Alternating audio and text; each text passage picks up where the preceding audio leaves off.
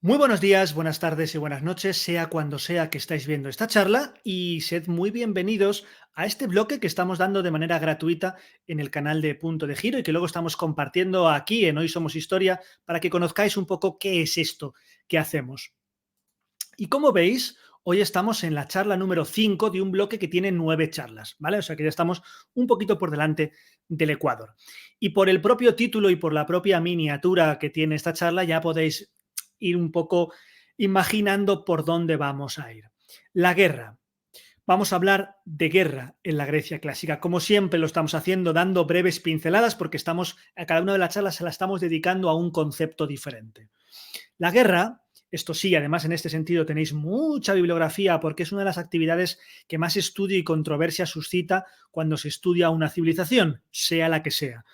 Bueno, pues en esta charla, como digo, vamos a esbozar algunos aspectos relacionados con la guerra, pero no me voy a detener en generales, tácticas, batallas, no, porque para eso además también está el bloque 4, el siguiente bloque que hicimos a este en Hoy Somos Historia, que está dedicado a Alejandro Magno, donde ya ahí vimos muy bien el ejército griego, aunque fuese época macedonia. Pero lo que me voy a centrar es más bien en cómo los helenos y helenas vivían la guerra, cómo afectaba su día a día y el mundo que creaba a su paso. Y lo vamos a ver además mientras visitamos con Casandra una de las ciudades-estado más importantes y únicas en este ámbito, que es Laconia y los espartanos. Así que si estáis listos y preparados, vamos a ello.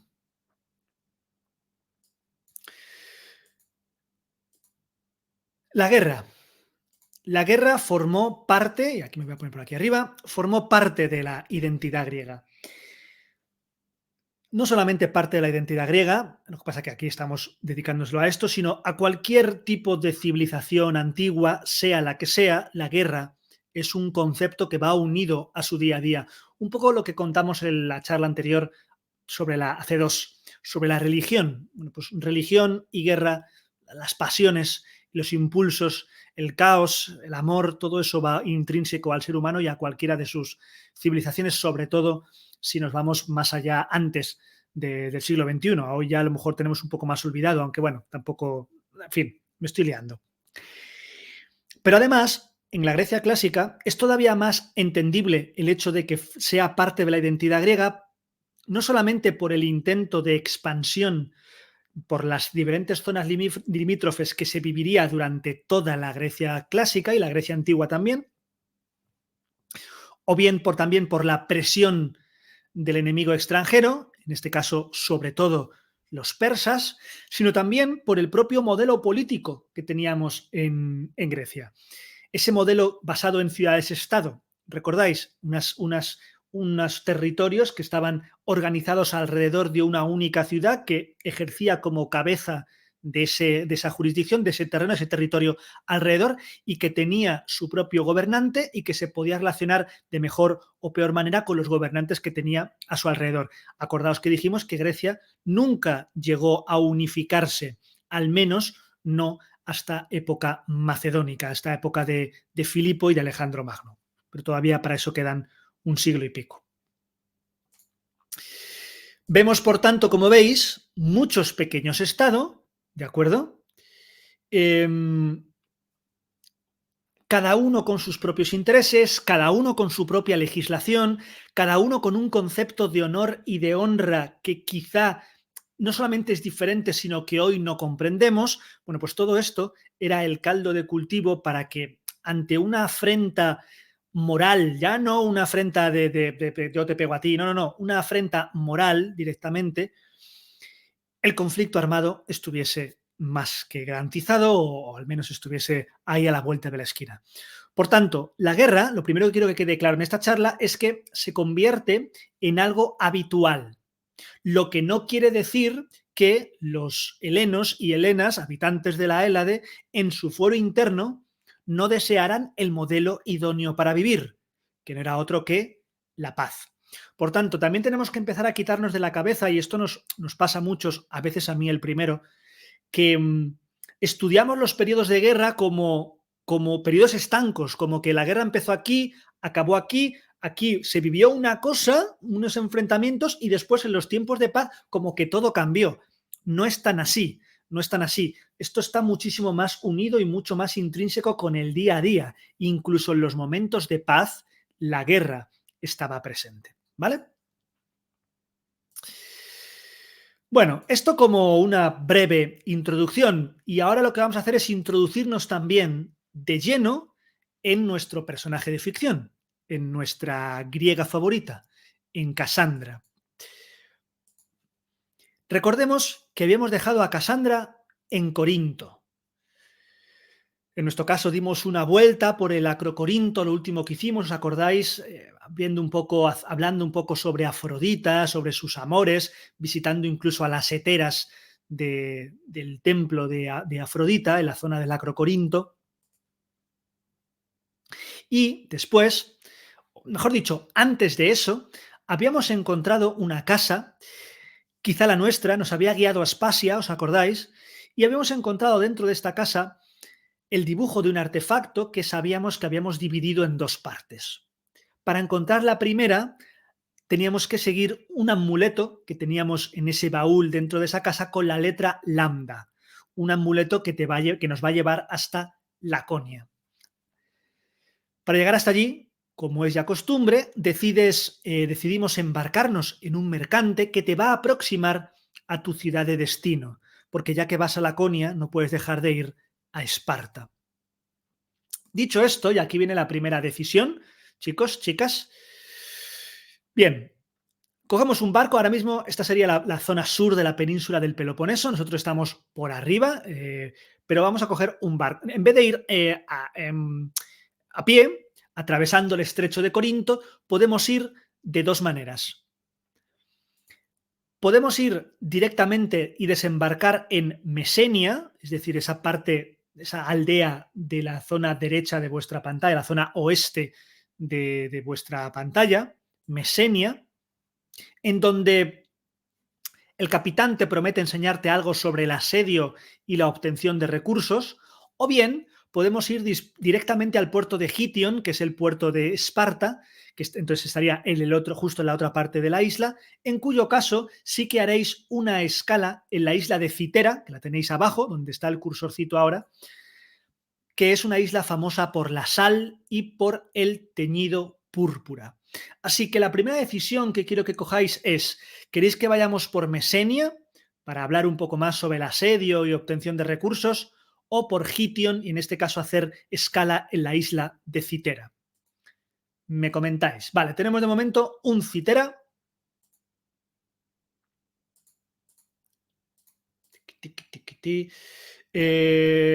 Vale, Citera, opción 2, o sea, vale, a ver, tenemos Citera, que es la opción 2, por tanto también Sprocket, opción 2, Mesenia es la opción 1, tenemos 1, 2, opción 1, Mía también Citera, Mesenia, de momento Citera gana por estos dos, por Tesiname y por CA, que han votado por la isla de Citera, ¿vale?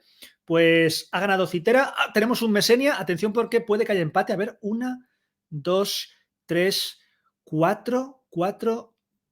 No, realmente no hay empate, porque tenemos 1, 2, 3, 4 y 5. Bueno, pues nos vamos a Citera. Señores, vamos a ir directamente al puerto de Gition, donde hablaremos en... ¿Crees que empate, Laura? A ver, vamos a ver. Me voy a poner por aquí para que me veáis. Voy a coger el cuaderno, que todo esto se soluciona con un cuaderno, con el cuaderno de la historia. A ver, Mesenia, tenemos por aquí a Lucy, a Iskander, Adrián, a Yure y ya está. Y José María, 5. Y luego tenemos Citera, tenemos a Liki, tenemos a Mía. Ah, no, pero no, la opción 2 es Citera. No, perdón. También es para acá. Citera. No. No, no hay empate. No, a ver. Bueno, que tampoco quiero estar aquí toda la vida, pero vamos, o cuento mal yo o cuentáis mal vosotros. Mesenia, tenemos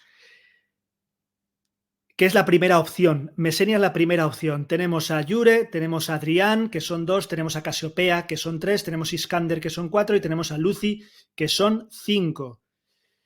Y luego tenemos Citera, que tenemos Liki 1, Sprocket 2, Mia 3, Tsunami 4. Ah, sí, 5. Empate. Sacamos dados.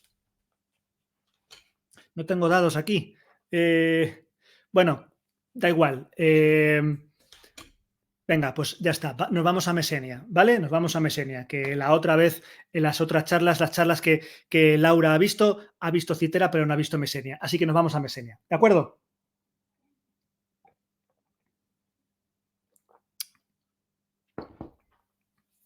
No tengo dados aquí, que me toque levantar y no quiero levantarme. No es que no tenga dados, claro que tengo dados, pero, pero no me quiero levantar a por ello. Pues venga,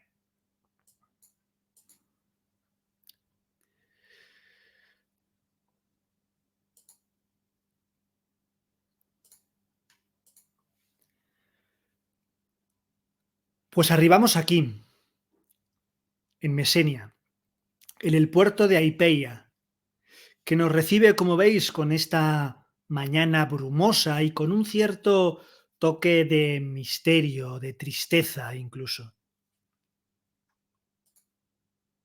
Las 4 grandes estatuas de los soldados que presiden esta zona del puerto parece que están un poco carcomidas por la humedad y que el blanco del mármol, aunque resplandece un poco por dicha humedad, empieza a adquirir un tono hueso demasiado parecido al de los cientos de muertos que ha visto esta isla, que ha visto este puerto. Porque sabes que este asentamiento, Cassandra, ha sido atacado y destruido parcialmente más de una vez en esta guerra que aún no ha concluido, esta guerra del Peloponeso que quizá hablaremos en alguna charla, esta guerra entre Esparta y Atenas.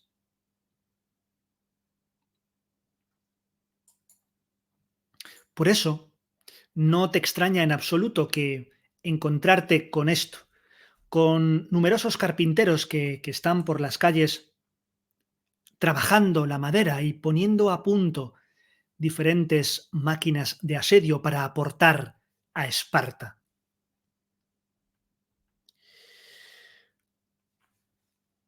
Hay varios autores griegos que nos han dejado obras sobre las tácticas de asedio o sobre la construcción de este tipo de máquinas. Pero durante la guerra del Peloponeso no se habían inventado todavía ni siquiera las catapultas, que quedaría todavía un siglo para aparecer. Las máquinas bélicas empleadas en ese momento, llamadas Mecanai, con CH, M-E-C-H-A-N-A-I,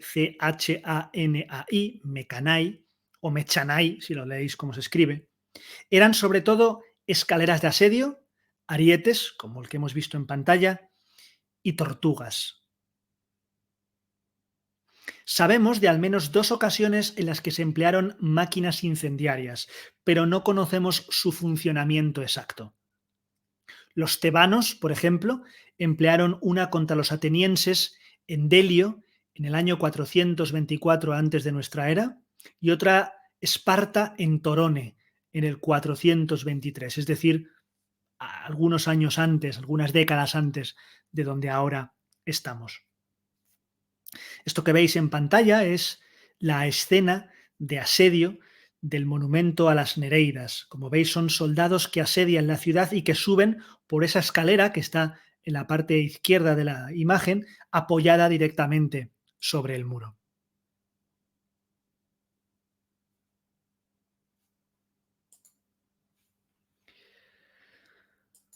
Cuando vas a las afueras, Cassandra, dirigiéndote hacia el norte, hacia tu destino, te topas con un destino todavía más desolador, con un panorama en donde la niebla no solamente ha bajado, sino que la oscuridad del ambiente hace que estos bosques parezcan realmente embrujados.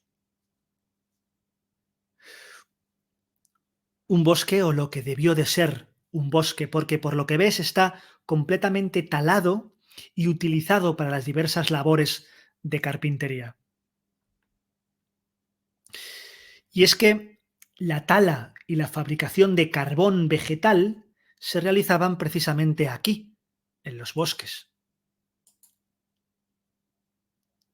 El carbón se metía en sacos y se transportaba a casas de particulares o a los mercaderes cercanos.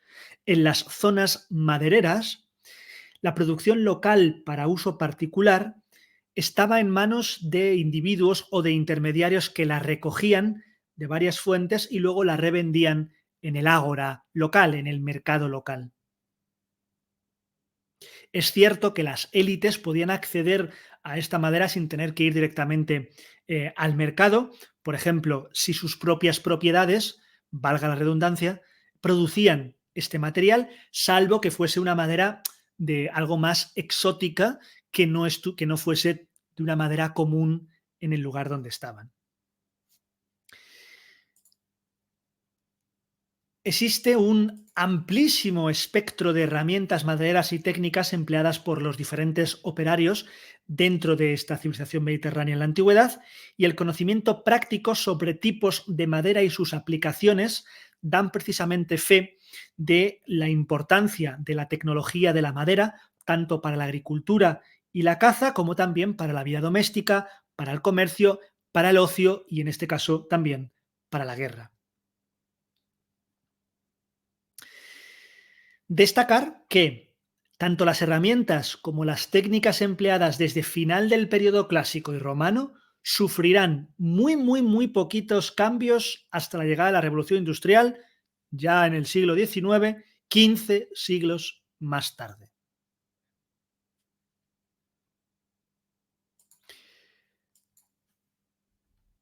Pero volvamos aquí, volvamos a este lugar.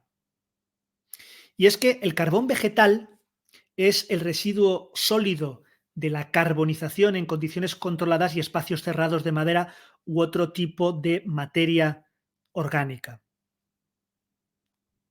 Durante el proceso, como veis, estos son carboneras, lo que veis aquí en pantalla, lo que ahora mismo Cassandra está viendo en pantalla, apunta Valle. Durante este periodo, este proceso, mejor dicho, veis, se colocan así esta madera para que apenas entre el aire en contacto con el combustible.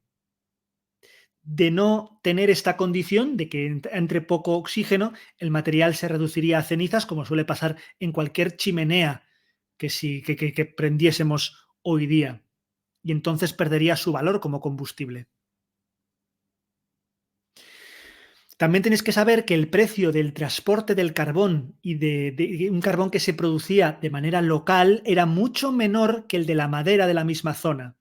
Esto era un detalle muy a tener en cuenta, sobre todo para un producto cuyo coste de producción consiste prácticamente en el propio trabajo invertido en él, y ya está.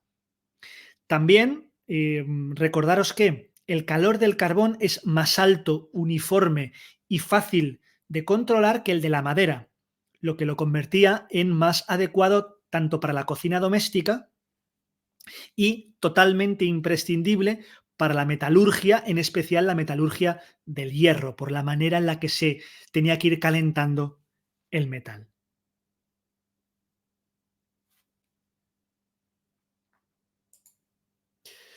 Pues bien, Cassandra, desde aquí, una vez visto, hecho este paseo por el puerto y las afueras, con este bosque, enfilas con tu caballo hacia el este. Toca cabalgar durante un par de jornadas hasta llegar a tu destino, al corazón de la península del Peloponeso, a Laconia, en concreto, a Esparta.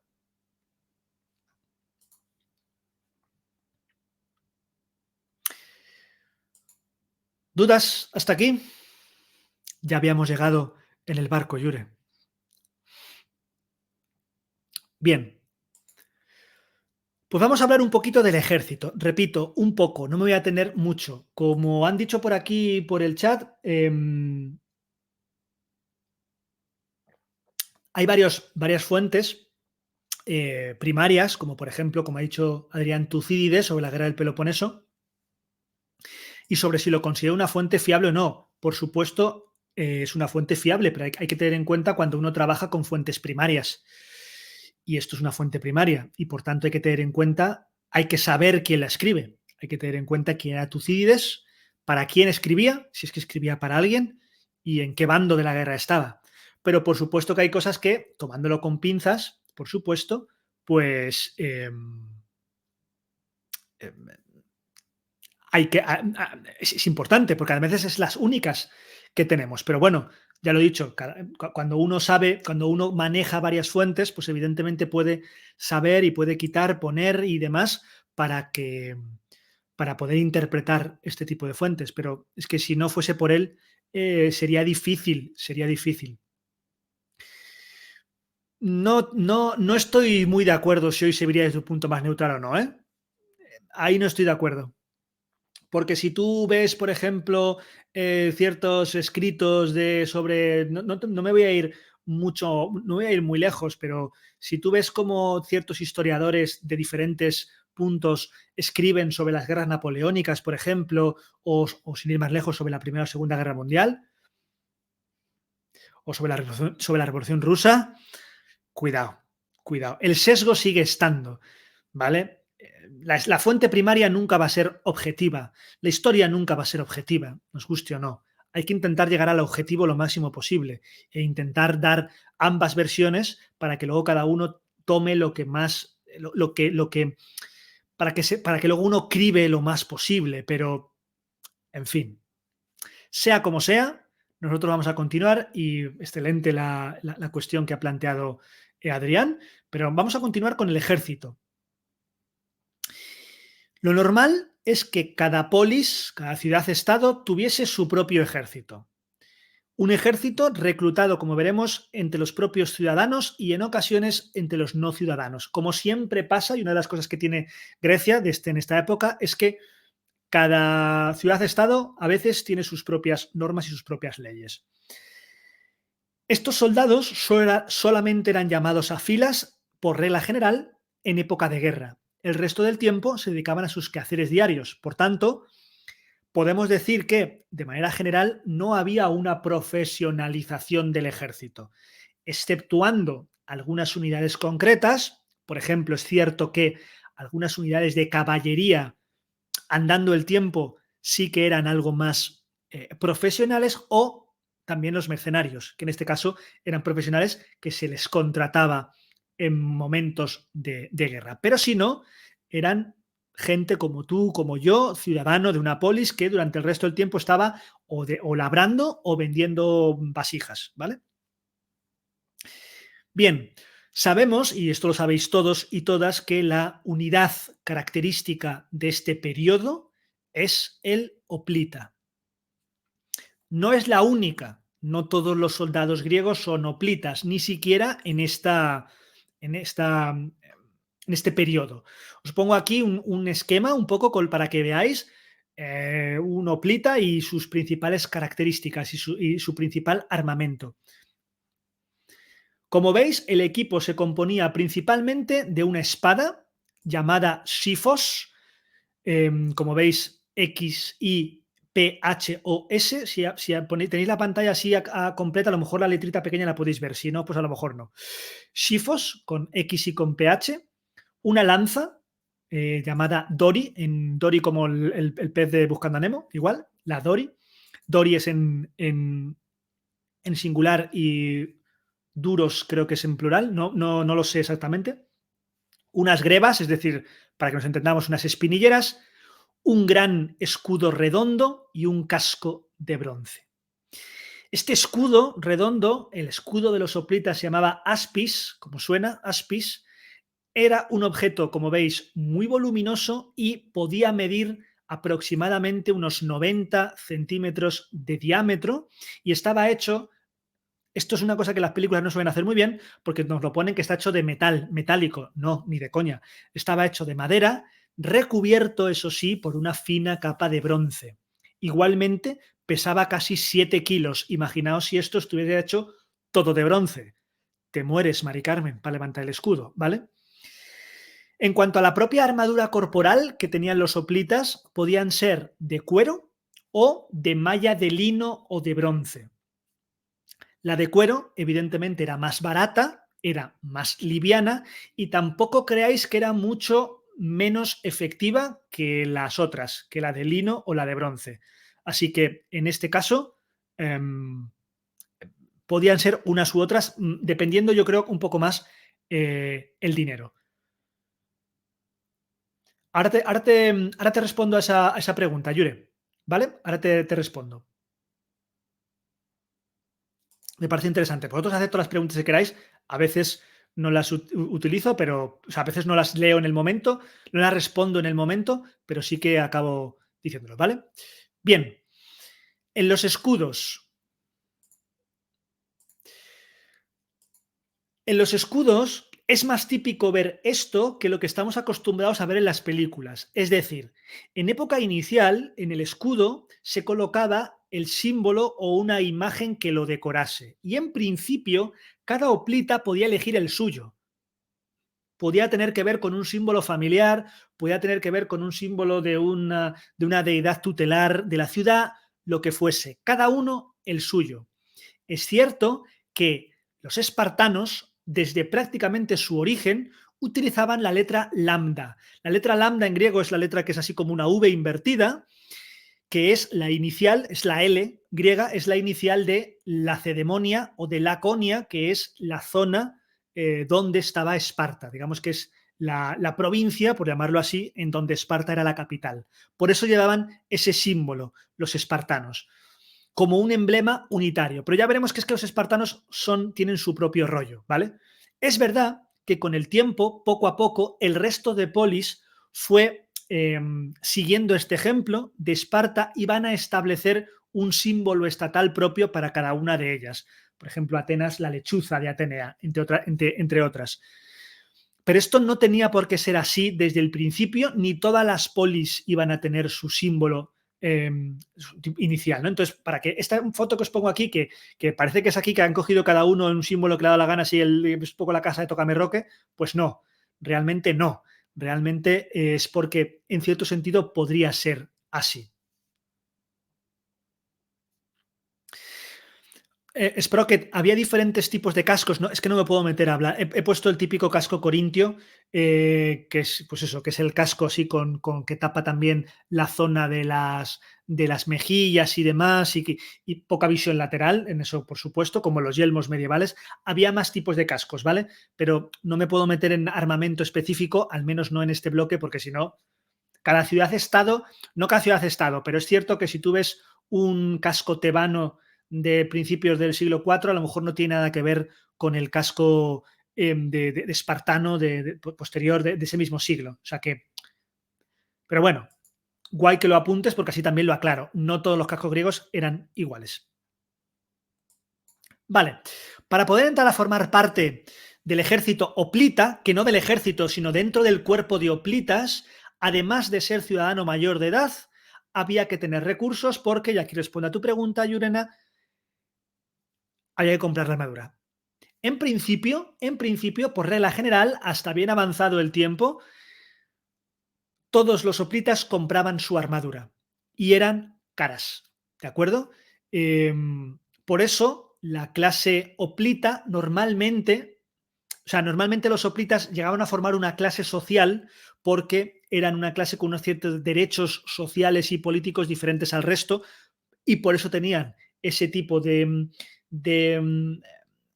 posibles económicos para poder acceder a el propio armamento. Es decir, esto es como la pescadilla que se muerde la cola. Como ellos podían acceder a este armamento, pues este armamento les hacía a su vez ser parte de una clase social que era la que iba nutriendo a su vez al ejército hoplítico, ¿vale?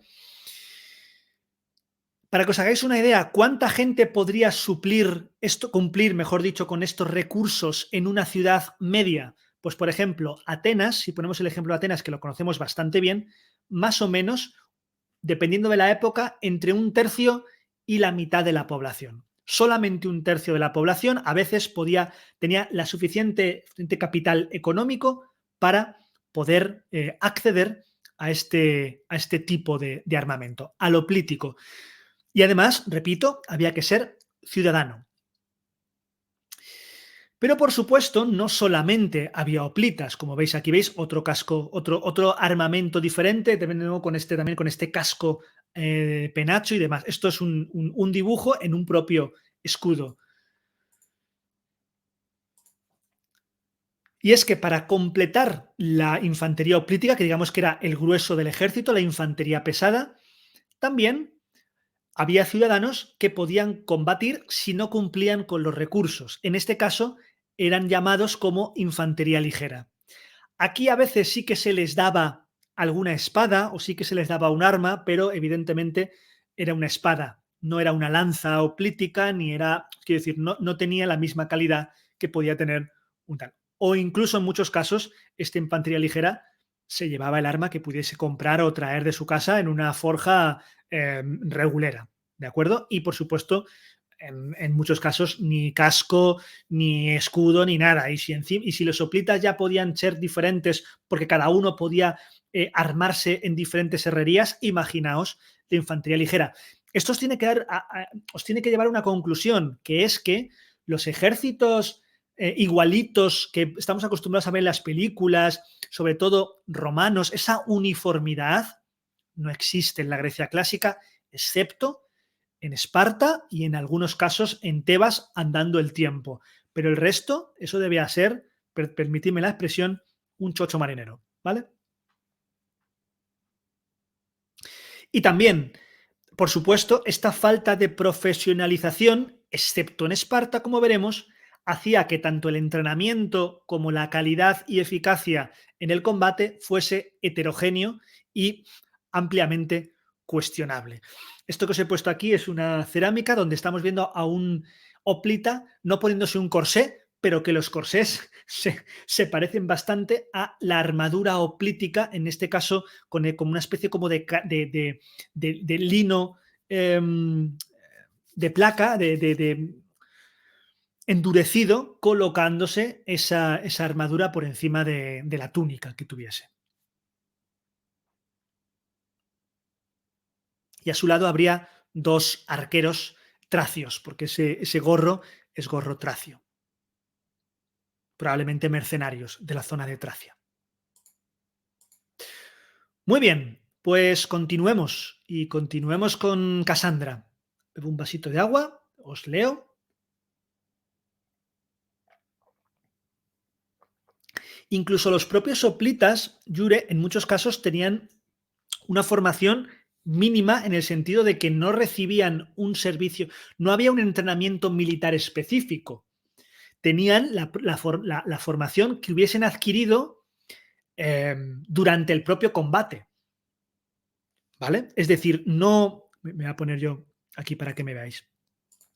No iban a una escuela, tenían un servicio militar durante X tiempo y después se dedicaban a sus hogares. No, ni siquiera había un servicio militar correspondiente. Cuando tú llegabas a una edad, aparte de que tu padre te podía haber entrenado para defenderte mínimamente, entrabas a formar parte del cuerpo plita y ahí la experiencia de otros te decían, a ver, chaval, mira, para la lanza no hay que cogerla de arriba abajo, sino frontal y apoyada sobre el pecho, todo ese tipo de cosas. Sería como una especie de aprendizaje dentro de la propia. Por eso decía que era casi como una clase social, porque era algo muy cerrado y se aprendían y entendían entre ellos, ¿vale?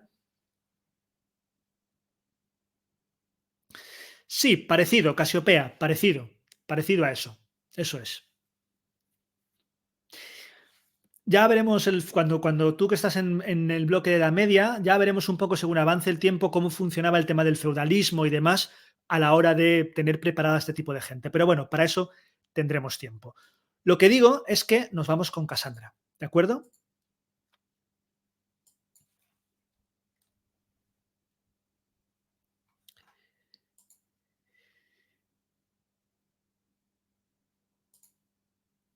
Vale, me he adelantado. Vamos aquí. Aquí está. Ese puente de madera que da acceso a Esparta parece como si presagiara un mundo muy diferente al que has visto hasta este momento, Cassandra. Toda la Hélade sabe que el estado de Laconia o Lacedemonia, como también lo llaman, es único y diferente a los demás. Pero antes de descubrirlo, antes de que recorras sus calles, ese puente también nos trae una visión, un nuevo recuerdo en el que comprenderemos un poco mejor el sistema político de los espartanos y que, por supuesto, nos llegará con esa visión a la que estamos acostumbrados, en este caso, un vídeo. Atentos porque luego tenemos examencín. Disfrutadlo y os dejo con ello. Saludos, visitante. Estás en el centro político de Esparta, donde se tomaban las decisiones más importantes de la ciudad. Considéralo un honor. Me llamo Leónidas. Soy un rey de Esparta, pero no tengo nada que ver con esos aristócratas ablandados por el lujo. Cuando los espartanos van a la guerra, mi escudo los acompaña, y mi lanza prueba la misma sangre que la de mis hombres. Puede que los espartanos no tuvieran rival en el campo de batalla, pero hay situaciones que se resuelven antes con mentes que con espadas. Pocas, cierto, pero las hay. El sistema político de Esparta no tenía igual en la Hélade. Mientras que los atenienses perdían el tiempo quejándose y moviendo la lengua sin parar, los reyes de Esparta tomaban decisiones rápidas y certeras. Preferían la acción a las palabras. Ven a buscarme cuando termines la visita. Seguiremos hablando luego. Adiós.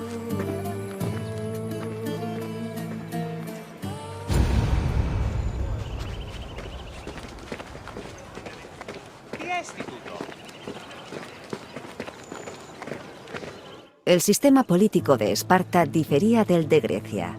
Una de sus principales características es que contaba con dos reyes.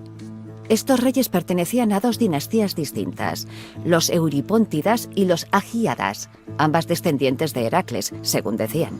El poder de ambos era idéntico, y las disputas entre ellos requerían de la intervención de unos magistrados especiales, los éforos.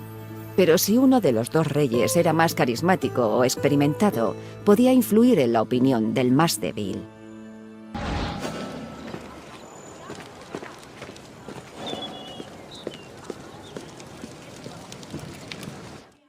Los reyes de Esparta tenían varias responsabilidades y tareas. Como magistrados vitalicios eran técnicamente los sacerdotes y estrategas de Esparta, y sus funciones abarcaban desde la política hasta la justicia. Al principio, ambos reyes lideraban las campañas en tiempos de guerra. Pero a partir del año 507 a.C., solo uno de los dos podía ser el jefe del ejército. En el campo de combate, los reyes iban siempre acompañados de 300 soldados de élite. Pero reinar no era solo trabajar y guerrear. También gozaban de algún privilegio especial. Los reyes de Esparta vivían a expensas de la ciudad, tenían posesiones en las ciudades cercanas de los Perioikoi y se quedaban con la mayor parte del botín de guerra. Cuando fallecían, eran enterrados con honores especiales y el pueblo los lloraba durante un período de luto de 10 días.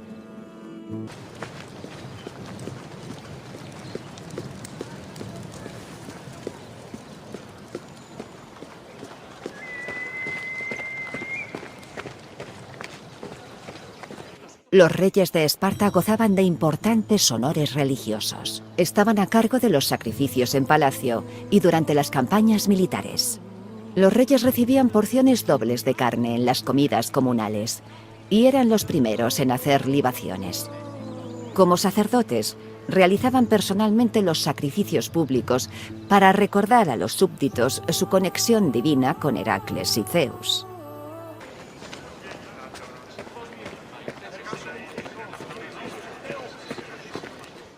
Los éforos, o supervisores, eran 5 magistrados escogidos por la Asamblea de Esparta. Cualquier ciudadano espartano de más de 30 años podía ser elegido durante un plazo de 1 año y sin posibilidad de reelección. La gestión que los éforos hacían de la ciudad era muy importante y se consideraban los elementos más democráticos del sistema político de Esparta. Tenían poder judicial y daban al ejército la orden de partir en tiempos de guerra.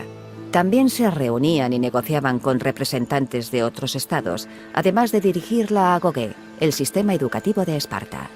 A pesar de no ser tan poderosos como los dos reyes, los éforos tenían mucha influencia en Esparta.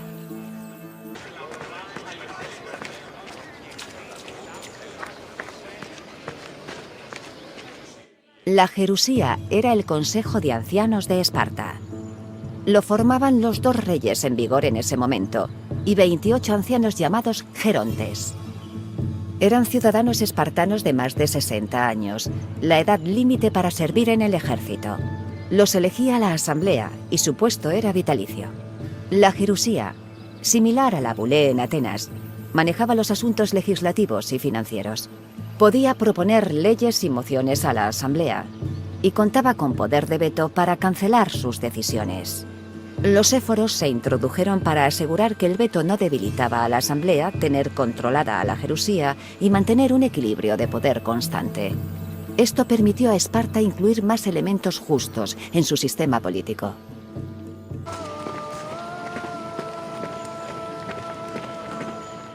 La apela, o asamblea espartana, estaba formada por ciudadanos de Esparta de más de 30 años de edad. Su lugar de reunión exacto es un misterio, pero sabemos que la presidía un miembro de los éforos conocido como éforo epónimo. El poder de la apela era limitado, porque cualquier decisión tomada podía ser anulada por la Jerusía. Pero gracias a los esfuerzos de los éforos, seguía jugando un papel importante en la sociedad de Esparta. La apela gestionaba cosas como los asuntos exteriores, las declaraciones de guerra y las negociaciones. También elegía a los éforos y a los miembros de la Jerusía, y podían otorgar derechos políticos a extranjeros y retirárselos a ciudadanos de Esparta. Las fuentes que detallan el funcionamiento de la Asamblea de Atenas abundan, pero el proceso de toma de decisiones de la apela es un misterio.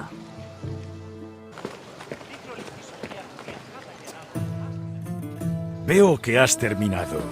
Espero que comprendas mejor el funcionamiento interno de la política espartana. Nuestra forma de gobierno no era convencional, por llamarlo de alguna forma, pero nos servía. ¿Qué te gustaría hacer? ¿Tú crees? Vamos allá con el teclado. Dedos rápidos. Empecemos. ¿Cuál era el nombre de la Asamblea de Esparta? ¿Cuál era el nombre de la Asamblea de Esparta? Hoy es un poco más complicado porque hay mucho nombre. La apela, la Jerusía, los éforos o los hilotas.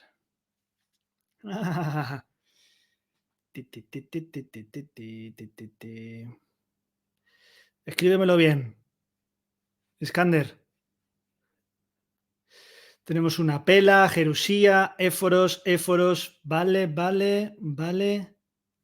Jerusía. Uy, me gusta porque ha habido 3 respuestas diferentes. Así que, bueno, vamos a ver cuál es la respuesta correcta. La apela. Correcto. La Sí, Asamblea señor de Esparta Adrián. se conocía como la apela. Segunda pregunta. Segunda ¿Cuántos pregunta. miembros había en la Jerusía? ¿Cuántos miembros había en la Jerusía? 20, 28, 300 o 30 miembros de la Jerusía.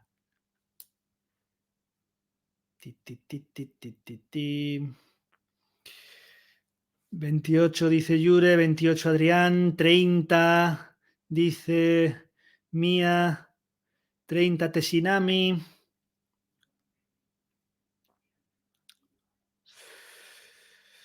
Bueno, vamos a ver.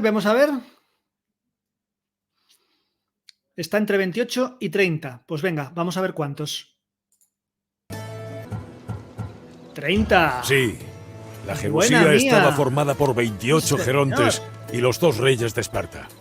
Una última pregunta. ¿Cuál La era última. el nombre del programa educativo espartano?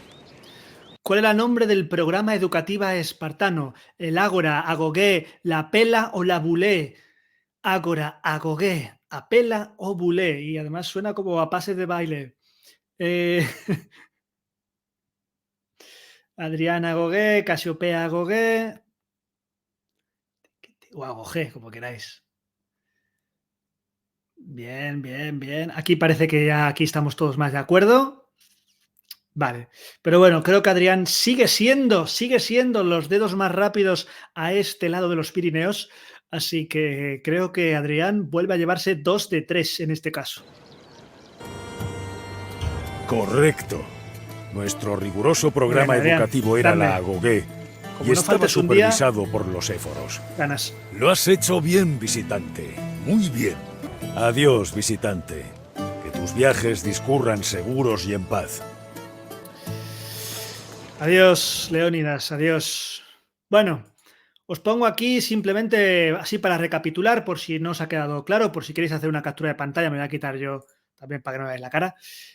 Un poco el sistema de la oligarquía espartana con esos dos reyes y con los tres pilares, el ejército, los 5 éforos y la jerusía, todo ello organizado a través de la apela, ¿vale? Así que bueno, eso, ahí lo tenéis, ¿vale?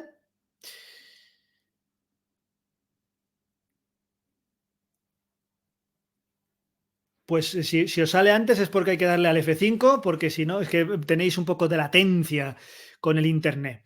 Pero bueno, nosotros vamos a seguir, vamos a continuar, porque estábamos con Cassandra y mientras has tenido esta visión, Cassandra, esta vez de nuevo en el cuerpo de un hombre, has estado caminando sin rumbo por las afueras. Y de hecho, en vez de haberte quedado quieta como otras veces, ahora estás aquí, frente a una casa, mirándola, sin saber muy bien qué o quién vive ahí y si tiene relación con tu pasado. Y entonces te das cuenta de que a tu lado hay una mujer. Una mujer que parece un poco mayor que tú, aunque no demasiado, que viste con una túnica roja, roja como la bandera, como el símbolo de Esparta. Un poquito más baja que tú, con unos ojos igual de brillantes que los tuyos. Así que ya has vuelto. Espero que esta vez sea la definitiva. Nos dice con ese tono y esa familiaridad de quien nos conoce de toda la vida. Y sí, parece que es así. Igual que nos ha pasado con Aspasia, pero de una manera mucho más cercana, esta mujer, cuyo nombre es Mirrina, nos habla de las múltiples aventuras que ella y Cassandra han vivido juntas. Espera. No puede ser. Para ordenar nuestras ideas, Mirrina nos propone un paseo por la ciudad. Y ese paseo yo os propongo varios sitios. Aquí tenéis ahora mismo Esparta. Y os propongo que podemos ir a la zona norte de Esparta y visitar la colina de la Acrópolis, al noroeste, o bien podemos ir hacia el noreste, hacia la colina de Dionisos. Así que contadme, ¿Acrópolis o Dionisos?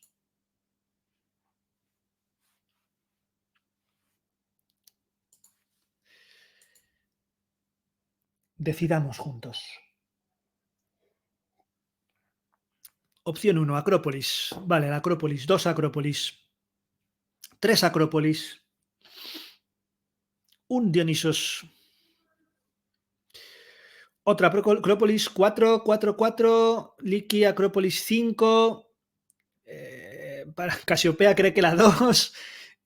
Acrópolis, da igual mía, porque ya Acrópolis tiene 6, o sea que ya tenemos, lo siento, tenemos la Acrópolis. Así que vamos a ver qué encontramos en la Acrópolis. Mientras ascendemos la colina, la más alta de la ciudad, y que se alza ante nosotros, desafiante, como casi toda Esparta, contemplando este terreno tan escarpado de la Lacedemonia y de este lado del mundo, Mirrina nos habla de nuestro origen. Nos dice que somos espartana, o al menos eso cree. Quizá no de nacimiento, pero desde luego que has pasado gran parte de tu vida en esta ciudad. Aunque a decir verdad, vuestras aventuras os han mantenido alejada de casa casi todo el tiempo. A ambas, porque ahora, Cassandra, recuerdas perfectamente a Mirrina junto a ti en una infinidad de momentos que algún día quizá podréis ordenar en vuestra mente y si no, al menos quizá repetir. Pero sea como sea, aquí está, en la Acrópolis.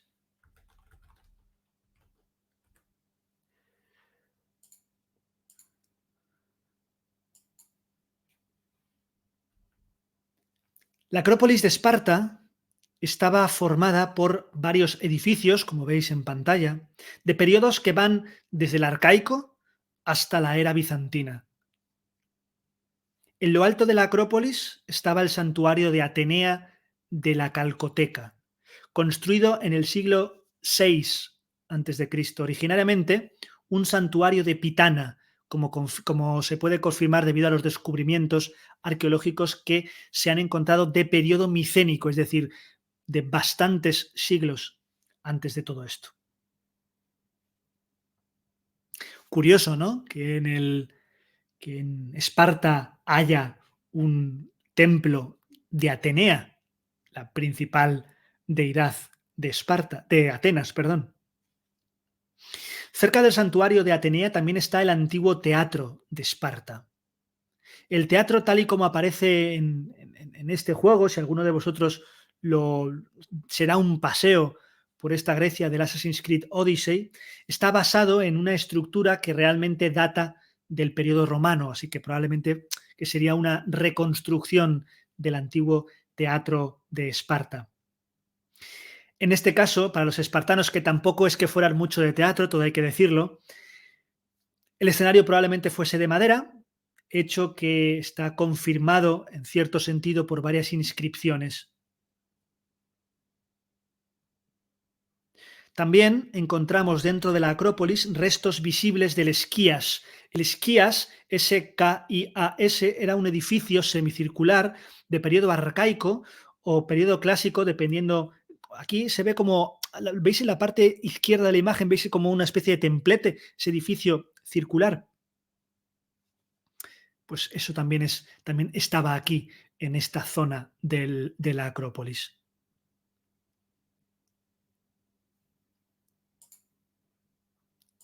Vamos a ascender un poquito más, porque quiero que subamos hasta arriba, hasta el templo de Atenea. Y de hecho, la revelación que nos hará aquí Mirrina no podría llegar en un momento más místico. Pero antes, hablaros un poco de este templo, porque ya he dicho, templo de Atenea en Esparta. Pues bien, según Pausanias, los dos edificios más importantes de Esparta eran el templo de Artemisa Ortia y el de Atenea de la Calcoteca. Es el mismo Pausanias quien nos describe este templo, el de Atenea, con gran detalle. Nos dice que se encontraba en la Acrópolis de Esparta al oeste del Ágora. Nos dice que comenzó su construcción el mítico rey espartano Tindáreo, pero lo completó el escultor Gitiades, también un escultor espartano en el siglo VI a.C. Y diréis, vale, pero ¿y esto de Atenea de la Calcoteca qué es? Bueno, pues el término calcoteca literalmente significa casa de bronce y se aplica al templo debido a los adornos de bronce y cobre que tenían los propios muros de este templo, que le daban en algunos casos un tono así como rojizo. Por eso el juego ha escogido dar este tono más rojizo a los edificios espartanos. Estos relieves de bronce representaban escenas mitológicas de los 12 trabajos de Heracles. Hemos visto ya que los reyes espartanos se creían descendientes de Heracles, los logros de los hijos de Tindáreo, la leyenda de Perseo y Medusa y el nacimiento de Atenea, al menos por lo que nos ha descrito Pausanias.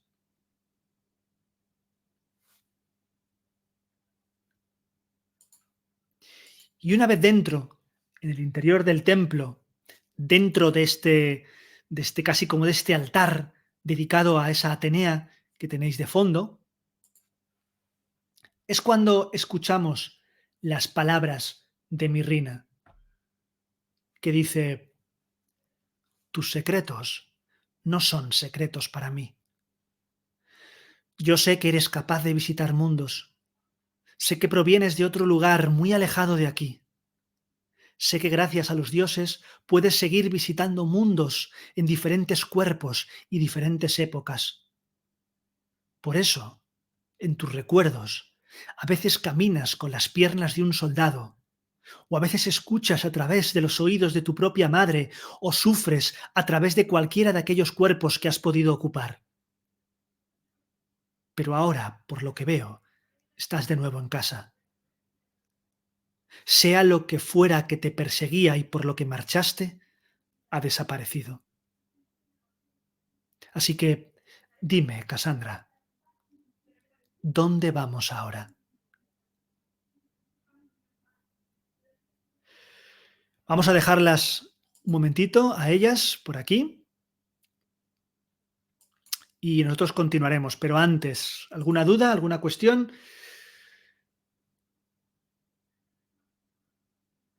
Dice Adrián, ¿las deidades podían ser fuente de conflicto? A pesar de ser las mismas, ¿tenían visiones diferentes al respecto? Es una pregunta más propia de la otra charla, pero no en la cabeza con ese templo. En principio, no. Quiero decir, en principio, creo que los dioses estaban por encima de los conflictos armados. Es decir, el tema de la lucha, el tema de la guerra con un contexto religioso de lucha de dioses no es propio de las civilizaciones antiguas, en principio, al menos las grecolatinas. Ni los romanos, ni los griegos, ni micenas, ni los íberos, ni pueblos prerromanos, ni siquiera ni Cartago, ninguna de estas civilizaciones tiene una idea de como tu Dios y mi Dios no piensan igual, nos peleamos. No. Eso, por suerte o por desgracia, va a ser propio de otras religiones semíticas. Y va a ser propio del judaísmo primero, del cristianismo después, del islam después. Pero en principio, no. Los vikingos tampoco, o sea que no. Además, hay una flexibilidad tan grande con respecto a, con el paso del tiempo, cómo se van adaptando los dioses a las diferentes circunstancias y cómo veremos diferentes tipos de Ateneas o diferentes tipos de Dionisos, Mercurio como un dios, pero a su vez también haciendo otras cosas que realmente no, ya digo, no va a ser motivo de guerra religiosa como tal hasta los, normalmente hasta los monoteísmos. Vale, pues dicho esto, vamos a hablar ahora un poquito de cómo eran cómo podían ser los enfrentamientos entre estos ejércitos. Lo primero, caballería, muy escasa. ¿Por qué? Básicamente porque mantener un caballo era muy caro, eso de primeras, pero también por algo que tiene que ver con lo que vimos en la primera charla. El terreno de Grecia no es adecuado para las grandes batallas campales con grandes distancias, con grandes espacios donde la caballería puede hacer un flanqueo. ¿De acuerdo? Por eso, en principio, no se utilizaba la caballería o de manera escasa. Digo en principio. Y por último, una tercera razón, y esta creo que es más, que también es a tener en cuenta, tiene que ver con la mentalidad del griego. Si uno se va, ¿os acordáis? Odisea e Ilíada, ¿vale? Se va a esas obras que tenían como de cabecera, ¿cómo combaten los héroes? A pie. Las técnicas de caballería se consideraban cuanto menos poco honorables. Eso de atacar y retirarse, porque en este momento no existía todavía la caballería pesada como para chocar y combatir, sino una caballería que, sobre todo, escaramuzadora o pequeñas o a distancia, que atacaba, marchaba, atacaba, marchaba. Eso era visto como una táctica muy poco honorable y un comportamiento que tenía poco riesgo, algo que la clase hoplita no podía permitir. Ya sabéis que estaban como una clase social, económica y demás, pero también algo cultural, algo de honor, como decíamos antes. Por tanto, lo de ser caballero en el sentido de soldado de caballería, en gran parte de la historia de la Grecia clásica estaba no demasiado bien visto. Cierto es que según avanzamos en el tiempo, y debido sobre todo a los persas, debido a que los persas sí que llevan una caballería, y una caballería además muy, muy interesante, y la caballería pesada llegará desde Oriente a Occidente, entonces va a ser cuando ciertas polis, por ejemplo Atenas, sí que empiezan a crear cuerpos de caballería específico, pero fue más por las exigencias de guión, entre comillas, que porque ellos lo quisieran. Y de hecho, en época helenística, es decir, con Alejandro Magno, si veis el bloque de Alejandro Magno os daréis cuenta, era decisiva la caballería. Y alguien como Alejandro, que sabía manejar la caballería, o como Aníbal, por ejemplo, en época romana daba una victoria seguro. Por otro lado, los esclavos acompañaban a los amos a la guerra siempre y cuando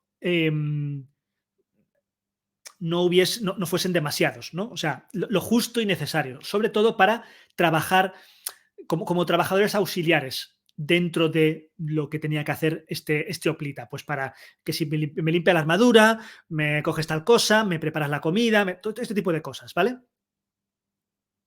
Incluso, si era necesario, combatir junto con sus amos. Por supuesto, infantería ligera, la más ligera de las infanterías, ¿vale? El mar. En el mar, me voy a quitar para que veáis bien las letritas.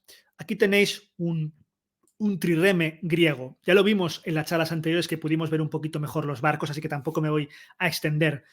El trireme, el arma por excelencia, más o menos ya vimos, la media son unos 37 metros de eslora por 6 de manga, muy maniobrable, muy rápida, pero con muy corto alcance. Es decir,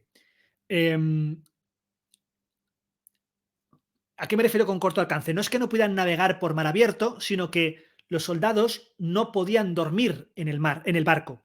Por tanto, normalmente había que atracar en una playa o en un puerto porque no se podía dormir a bordo, no había espacio para dormir. Estaban tan cargados de soldados, era tan pequeña la cubierta que no se podía dormir en cubierta. Por eso tenían poco alcance, no porque no pudieran salir a mar abierto, sino porque estructuralmente me refiero, sino porque había que atracar para dormir, por regla general. A lo mejor si por un día no dormían no pasaba nada, ¿vale? Pero bueno. Al mando del barco no había un general. Normalmente al mando del barco había un ciudadano rico, repito, no profesional generalmente, que corría con todos los gastos, que es el que había pagado el barco y tenía a su orden a 10 soldados de marina, que eran los que sí sabían un poco cómo se manejaba la cosa. Tenía que estos 10 soldados solían ser de clase hoplita, es decir, de la clase alta, 4 arqueros, personal de navegación y muchos remeros. Entre todo esto, el tipo este tenía que apañárselas. Evidentemente, según pasaba el tiempo, comenzaban a hacerse cada vez más profesionales, pero no era un tipo que hubiese, de nuevo, como decía antes, no era un tipo que hubiese estudiado para ser capitán de barco. No, tenía dinero, había construido el barco, fletaba el barco y por tanto él mandaba en el barco, ¿vale? Los remeros, generalmente pobres que se enrolaban por un salario, mínimo pero salario, y también esclavos o metecos. Metecos, acordaos que eran extranjeros, ¿vale? Pero también había gente a las que se le pagaba un sueldo. No eran como estamos también acostumbrados a las galeras romanas, que eran todos esclavos o todos presos. No. También había gente que, bueno, pues se enrolaba por un pequeño dinero.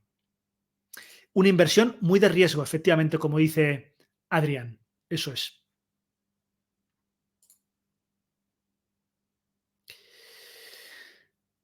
Bien. Una de las fuentes principales de financiación de las campañas militares era precisamente las campañas militares anteriores, es decir, el botín de guerra que se conseguía durante el saqueo de las propiedades enemigas. Por eso a veces era un poco la pescadilla que se muerde la cola. Y por supuesto era una fuente de ingresos importante, pero nada segura, porque si practicabas un poco esto de llevarte la tierra quemada o si, por ejemplo, un par de años en los que no había saqueos importantes, había un problema. Cuando había un problema, cuando no había dinero, cuando realmente se necesitaba dinero y no se podía sacar de los botines anteriores, se podían requisar los tesoros de los santuarios y los templos de la propia región de los propios soldados que iban de campaña, ¿no? Es decir, si por ejemplo una campaña organizada por Esparta o por Atenas, pues se podían requisar los tesoros de los templos de Atenas para financiar la guerra. Eso sí, con la firmísima promesa de devolver hasta el último óbolo, hasta la última monedita, cuando el conflicto terminase. De hecho, esto de no devolverlo ocasionó bastantes maldiciones y bastantes leyendas de gente que luego no le fue muy bien en la vida. Y en cuanto a los mercenarios, bueno, pues los mercenarios contratados estaban a la orden del día, porque hemos visto, no había mucha gente que pudiese pagar su propio equipo hoplita. Eran gente normalmente que por una u otra razón habían decidido adoptar este modo de vida. A veces incluso por una crisis económica, no puedes pagar impuestos, tus campos se arruinan, ¿qué hago? Me meto a mercenario, ¿vale? La cantidad de mercenarios de los ejércitos poco a poco fue aumentando hasta que en el siglo IV eran bastante numerosos debido a la cantidad de conflictos armados que azotaban toda la Hélade. Esto también es lógico, cuantas más guerras había abiertas, más gente quería buscarse la vida como mercenario. Y por eso, en el siglo IV, con la guerra del Peloponeso, con las guerras médicas por ahí también dentro de poco, contra los persas, esto va a ser, va a haber bastantes. Y usar mercenarios tenía dos ventajas. Por un lado, podías emprender con ellos campañas largas o campañas lejanas. ¿Por qué? Recordad, como hemos dicho antes, que los ciudadanos tienen, los soldados eran ciudadanos y esos ciudadanos tenían unos negocios que atender, ya fueran de la clase hoplítica, unos negocios acomodados, o ya fueran labrar tus campos. Y en muchos casos no podías dejar a nadie que los labrase por ti. Por tanto, no podía haber campañas de muchos meses o de años a menos que se utilizasen mercenarios. Y por otro lado, porque los mercenarios en muchos casos eran unidades especializadas en un tipo de arma o en un tipo de combate que no existía en Grecia. Por ejemplo, los más conocidos en Grecia van a ser los peltastas. Esto es un peltasta. Los peltastas son lanzadores de jabalinas. Se utilizaban como una infantería escaramuzadora que al principio de la batalla, en los momentos iniciales, lanzaba varias andanadas de jabalinas para mermar las filas enemigas. Bueno, pues los peltastas procedían del norte de Grecia, de la zona de Macedonia y sobre todo de Tracia. Por eso el sombrero este que parece sombrero de pitufo, cada vez que veáis un pitufo de estos en la antigua Grecia, es tracio, ¿vale? Este es el típico sombrero tracio. Y como digo, a pesar de lo que pueda parecer y que estas jabalinas son un poco endebles, podían poner en serios problemas a los hoplitas que evidentemente, como eran luchadores a corta distancia, a lo mejor entre dos ejércitos que se aproximaban, los peltastas podían hacer entre 2 y 3 andanadas de jabalinas hasta que se producía el choque. Por tanto, cuidado porque si tú no tenías peltastas a tu vez que recibieran ese primer impacto, tu primera línea de hoplitas podía ser puesta en jaque sin ningún problema. Por supuesto, los hoplitas, el código hoplita los consideraba, y esto es textual, cobardes y afeminados por no luchar cuerpo a cuerpo. Quizá era la rabia que les daba que una jabalina les traspasase el cuello y no pudieran hacer absolutamente nada antes de llegar a chocar contra ellos. Y por último, y ahora os leo, durante el siglo V a.C., cuando se necesitaban tropas adicionales, aparte de los mercenarios, se recurría a los aliados, es decir, a otras ciudades-estado que fuesen aliadas tuyas y que te diesen sus propios soldados, su propia clase hoplita.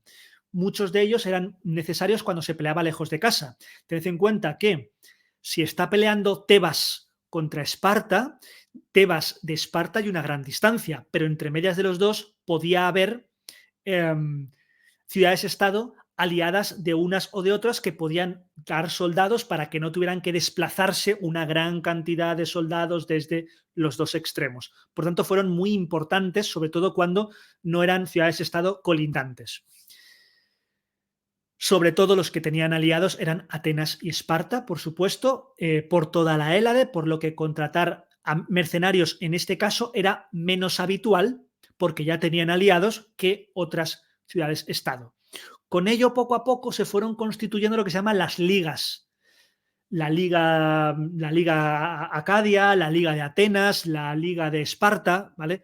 Que eran varias ciudades-estado unidas con unos intereses sobre todo político-militares, con una ciudad-estado como líder, que es la que normalmente le daba el nombre, y que luchaban todas juntas contra la otra, equipos, ¿vale? Esto va a estar así hasta más o menos el siglo IV. En el siglo IV, las grandes ligas, Sí, las grandes ligas van a empezar poquito a poco a desaparecer, estas alianzas se van a empezar a romper y entonces los mercenarios vuelven a ser necesarios, porque estas alianzas casi perpetuas se van a empezar a debilitar y ya aquí será un poco un todo contra todos. Pero tanto en la época persa como en gran parte de la guerra del Peloponeso, estas ligas fueron muy importantes. ¿Vale? La Liga de la Justicia, eso es. Ahí larga. Vale, os leo.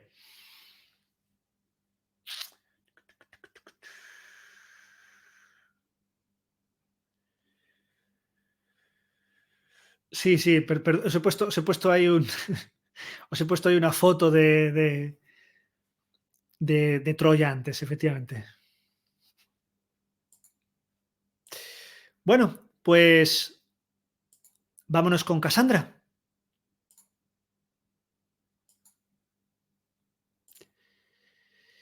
Después de esta extraña revelación que hemos tenido con Mirrina, no sabes muy bien por qué, pero todo te encaja. Llega el momento de encontrar ese artefacto, eso que te va a permitir, Cassandra, alumbrar aún más esa oscuridad. Mirrina te mira. Le has contado sobre el símbolo, sobre el artefacto, y ella parece tenerlo mucho más claro que tú. Te dice, antes de marchar, recuerdo que una noche saliste sin mí. Lo recuerdo porque me dijiste que me quedara en casa, y así lo hice. Hay dos lugares a los que siempre solías acudir sola. Al templo de Menelao, en la zona este, o a un lugar del puerto de Gition, atravesando el bosque Eurotas. Así que, ¿dónde vamos, Cassandra? Y yo os pregunto, ¿dónde vamos? ¿Al templo o al puerto? Este es el puerto que antes no habéis visitado, que la información es diferente, pero este es el puerto que antes no habéis visitado, el de Gition. Porque hemos hecho ahí vamos a haber hecho escala. Tenemos templo Jure, tenemos templo también Sprocket, tenemos templo Mía, tenemos puerto Adrián, templo Tesinami, ya son 4, puerto Iskander 2, 2, 4-2, vamos. Casiopea no se acuerda de lo que escogió la otra vez, así que ahora ya, no sé, escoge.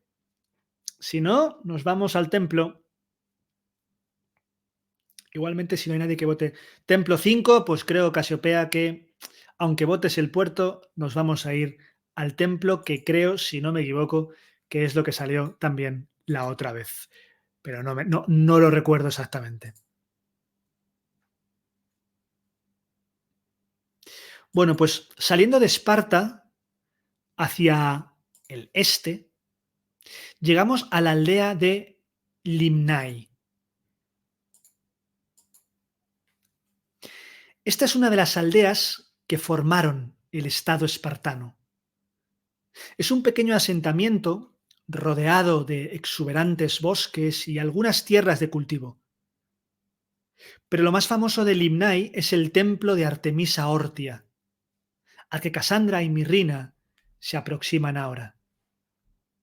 Un templo, como os he dicho antes, que era el segundo más importante dentro de la Grecia según Pausanias.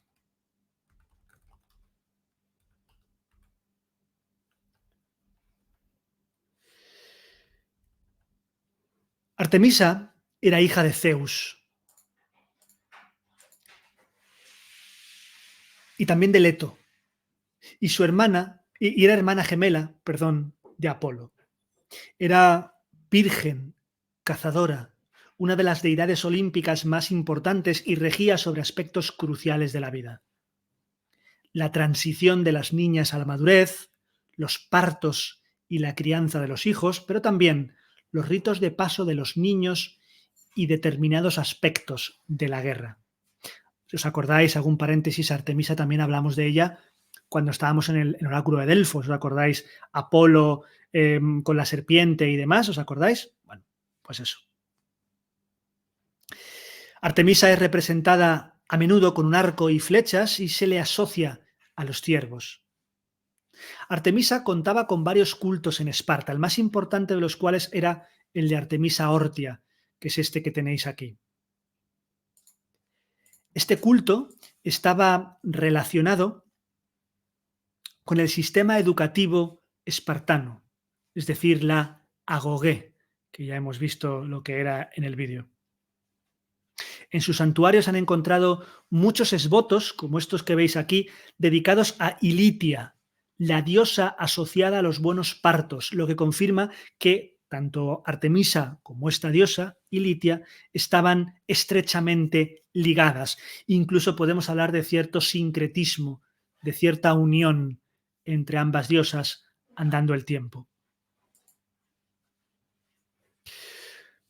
Bien, de aquí vamos a cabalgar, ahora por bosque cerrado.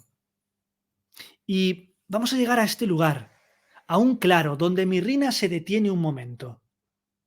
Estamos en una zona conocida como la isla, pues el cauce de un par de ríos aísla esta porción importante del bosque. Aquí, los jóvenes espartanos realizan batallas rituales y justo antes del combate sacrifican un cachorro de perro negro a Enialio, el hijo de Ares, dios de la guerra, de los soldados, de los guerreros. Después, como manda la tradición, y de ahí esta imagen, se organizan cacerías de jabalíes, como el que vemos a lo lejos. De ahí,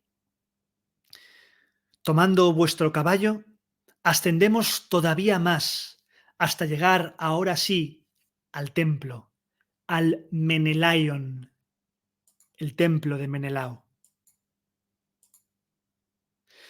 Dominando la zona desde las alturas, ojeando a Esparta y a sus fértiles praderas, este complejo está dedicado al rey espartano Menelao y a su esposa Helena, por quien, ya sabéis, se libró la más famosa de las guerras, la guerra de Troya.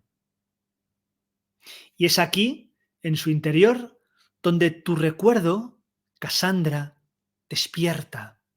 Y tras una pequeña piedra en una de las esquinas exteriores de este templo, un agujero en el suelo, una pequeña caja y una nota en su interior.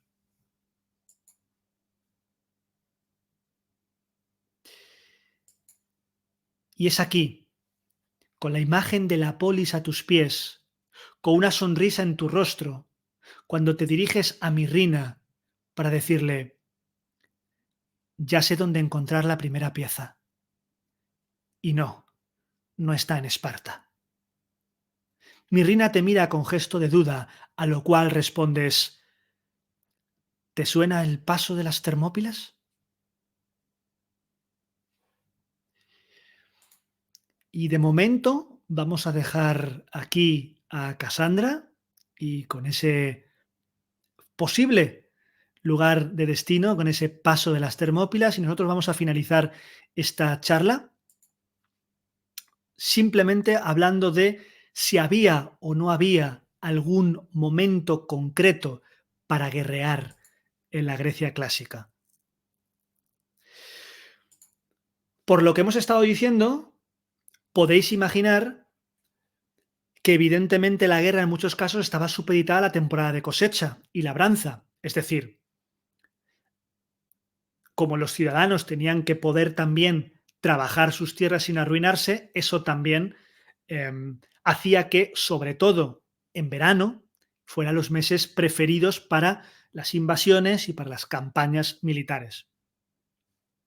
Más allá de estos meses, era bastante difícil que una polis dispusiera de recursos para poder alargarla mucho más, puesto que si se celebraba en invierno, con gente que no estaba trabajando el campo, o en otoño, o cuando fuese, ya no por la climatología, poco podía aguantar sin ese grano y poco podía aguantar sin mantener su estatus económico.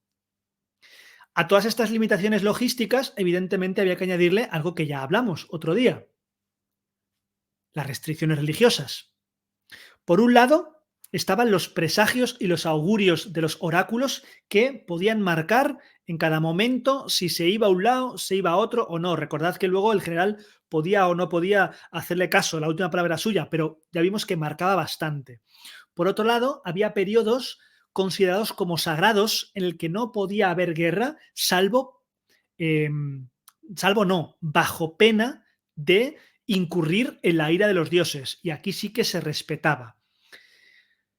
En este caso, por poneros un ejemplo, que Esparta no estuviese en la famosa batalla de Maratón se debió a que tenían prohibido iniciar campañas antes de una luna llena o la famosa batalla de las Termópilas, en ese paso de las Termópilas de que quizá iremos, donde se estaban celebrando las carneias, que son unas celebraciones religiosas en las cuales estaba prohibido combatir. Y se llaman carneias porque estaban dedicadas a este dios que veis aquí, al Apolo Carneio o el Apolo con los cuernos de carnero, que luego va a ser muy utilizado por Alejandro Magno en época macedónica y se va a hacer representar las monedas con estos cuernos de Apolo Carneio, ¿vale? Y si todo esto os parece poco, también los juegos panhelénicos que había. No solamente los juegos propios de cada uno de los lugares, sino los panhelénicos, que eran los que eran de toda la Hélade, como los Juegos Olímpicos, por ejemplo. Aquí, como dije, había una tregua obligatoria que se cumplía a rajatabla. De nuevo, bajo pena de multa, muerte y o ira de los dioses. ¿Vale? Pues por mi parte, poco más. Ahora si queréis respondemos dudas, pero yo en cuanto a esta charla de guerra, poco más que decir. Simplemente hablemos de las conclusiones de lo que hemos visto hoy y ya nos quedamos en la postcharla. Hoy hemos visto la guerra como una parte esencial de la identidad griega, tanto por su situación política como por la mentalidad y el honor. Hemos viajado con Casandra hacia Laconia, desembarcando en Mesenia, aprendiendo un poco más del asedio. Hemos visto la composición del ejército a grandes rasgos, destacando sobre todo la figura del hoplita. Hemos recorrido Esparta aprendiendo un poco más sobre su forma de gobierno, única en la Hélade, además de dar un paseo por alguno de los rincones más imponentes junto a una nueva acompañante, que es Mirrina, en este caso visitando la Acrópolis. Hemos visto algunas de las características de los enfrentamientos, tanto por tierra como por mar, la importancia de los saqueos de las tropas aliadas y de los mercenarios, poniendo como ejemplo a los peltastas tracios, pero había más, ¿vale? Y también hemos ojeado el cuándo era mejor guerrear y cuándo no se podía guerrear. Y así, en Esparta, con un nuevo y enigmático presente, nuestro siguiente destino será buscar allá donde tuvo lugar una de las grandes batallas de la historia. Un lugar en el que junto a Casandra y Mirrina nos abriremos paso a través de nuestro pasado, aunque sea a lanza y escudo. Dicho esto, gracias de verdad a todos por haber estado en esta pequeña charla. Espero que os haya resultado entretenido, aunque algunas cosas probablemente con películas y cultura popular ya las supierais. Quizá algunas he roto esquemas, es lo que me encanta. Nos vemos en la siguiente. Ya sabéis, mientras tanto, seguid haciendo historia.